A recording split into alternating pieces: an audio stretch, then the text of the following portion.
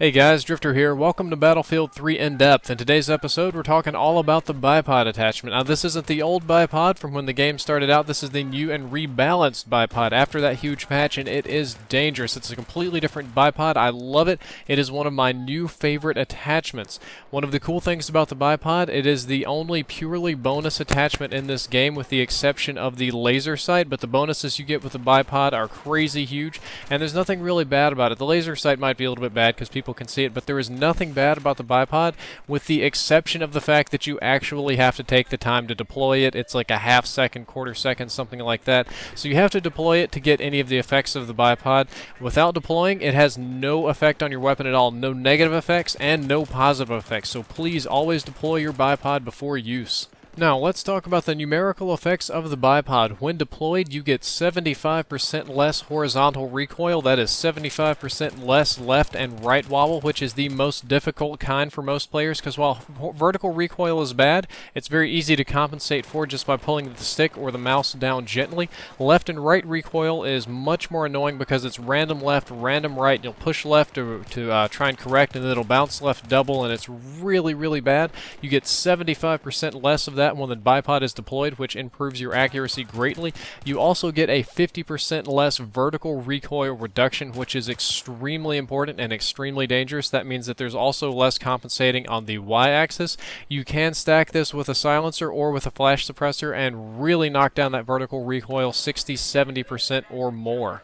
On top of this, it reduces your aim down sight spread by 75%. That's for assault rifles and for the engineer class weapons. We're going to talk about LMGs in a little bit because they're off in their own special land with bipods. Now, Battlefield 3 isn't like Call of Duty or most other modern shooters where when you look down the sight you have a hit scan where the bullets go perfectly out of those sights. It actually has an invisible reticle, the little four crosses or the circle. You just can't see it. They just make it invisible when you aim down sights. It's very small, it's very tight, but it's still there, and at distances you still get wobble left and right, and it can cause you to miss. When you're running the deployed bipod, that gets reduced by 75%, but you need to keep in mind that this is a 75% reduction in radius of this little box that spreads, and radius is something that applies to a circle, so I like to view this as a continuous problem instead of a discrete one. So we're looking at the area of a circle here, and that gets reduced by 75%. Sorry, the radius of that circle gets reduced by 75%, so the total area of that circle gets 94% smaller, or your weapon becomes 94% more accurate when deployed with the bipod. Your bullets go extremely close to the center of your crosshairs, which is not true in other situations in Battlefield 3.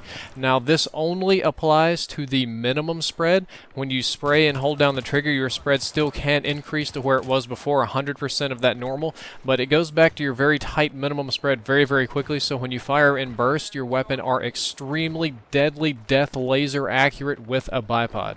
A very similar kind of thing happens to your hipfire spread when you deploy the bipod. When you deploy it, you can probably see very, very quickly that your crosshairs get extremely small. They get 90% smaller, so they're only 10% of their original size, and we have to feed this again into the equation for an area of a circle, and the radius is a squared function. So depending on what weapon you use, because this statistic actually varies a lot, it's around 90%, sometimes it's 80, sometimes it's all the way up to 98. It's a little bit crazy, but your weapon gets 99% more accurate when you're firing from the hip, which is nutty. That means if somebody rushes you, don't feel bad at all about unscoping and just spraying them down, but you shouldn't spray too much because, again, this only applies to the minimum radius of the circle. Your weapon still can expand back to its old maximum radius, and if you're running a silencer or a flash suppressor on here, that again increases the maximum and minimum spread radiuses, so you do have some stacking effects there. We're not done yet. The bipod has one last cool trick up its sleeve, and that's that it decreases your spread per shot by 50%. The code in Battlefield 3 is set up to where the spread, either when you're aiming down sights or on your hip fire, increases with each sequential shot by a certain fixed number, or maybe a linear, a curvilinear function. I'm not entirely familiar with it, but it's essentially there to discourage spraying, so the longer you spray, the more inaccurate your invisible reticules become when you're aiming down sights, and hip fire, obviously. Now, Now, what this does is when you're deployed, that increase is cut in half. So your total spread, the longer you spray, is only half of what it should be. Now, I still discourage spraying with the bipod, but this does allow you to shoot in longer bursts. With a normal weapon, when you could shoot in bursts of maybe 3, 4, 5 tops before the spread got too crazy and the recoil was too bad, a bipod, you could probably shoot in bursts of 10. Very effective bursts of 10. Drag it back and forth if you're on console to let the auto aim do the work. If you're on PC, that's a very effective burst of 10 that you can drag over the head and drop a couple bullets that way. So this is a very, very important benefit. The stats that I just finished talking about were mostly for assault rifles and for engineer class weapons. The light machine guns are special in that they all received increased benefits from the bipod. The benefits the LMGs get, among several, are you get a 90% less spread increase. That was the last thing I just talked about, the spread per shot. Light machine guns have a very large spread per shot. You get 90% less when you're running a bipod. Also, since light machine guns have a tendency to have very high vertical recoils, you get a 90% reduction in vertical recoil. You get sometimes up to a 60, 70, 80% reduction in horizontal recoil.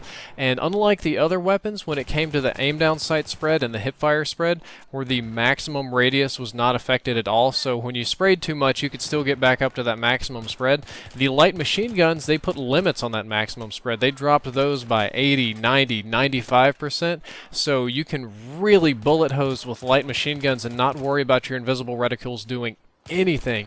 The bipod was obviously designed and balanced for high recoil light machine guns. These are defensive play weapons. You're not really supposed to run and gun with them, and when you do run and gun, you probably can't hit shit anyway. So I've been hitting you guys over the head with numbers for the last couple minutes here, but seeing is believing. This is a recoil plot from Synthic.com, the guys that are kind of the experts in Battlefield 3 stats. And one thing I like about these guys, they're cool with me using their stats just so long as I give them credit. So it's Synthic.com. Again, the recoil plot on the left is an M60 with no attachments, and the recoil plot on the right is an M60 with the bipod deployed. And it doesn't take a genius to figure out which one you would rather be using. Obviously, the one on the right is extremely accurate and deadly, and the one on the left, you'd be lucky to hit the broadside of a barn. Sniper rifles are affected by the bipod in similar ways statistically with recoil and hipfire and all that sort of stuff, but I never really found that to be beneficial to the sniper rifle. I found the bipods to be extremely beneficial to them, but only for their stabilization properties. When you're using a bipod with a sniper rifle, it doesn't wobble hardly any.